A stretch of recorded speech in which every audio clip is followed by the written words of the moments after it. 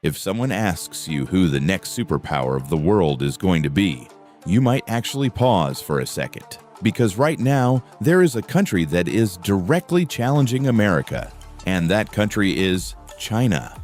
Think about it. Which country has a population of over 1.5 billion people? Which country's GDP has crossed $18 trillion?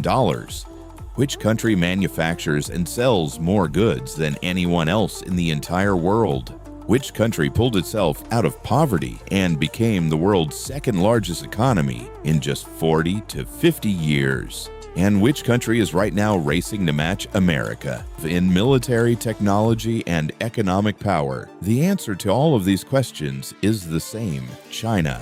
But the real question is, how did China do all of this? A country that was once considered a symbol of poverty, hunger, and weakness. How is it now standing at the door of becoming the world's greatest power? Very few people actually know this story, and today we are going to find out.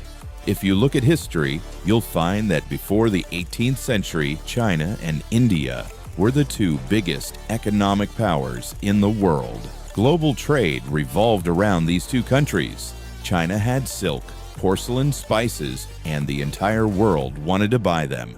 But then the Industrial Revolution happened in Europe. Western nations began using technology and military power to dominate the world, and China was not safe from this either. In the 19th century, Britain fought the Opium Wars against China.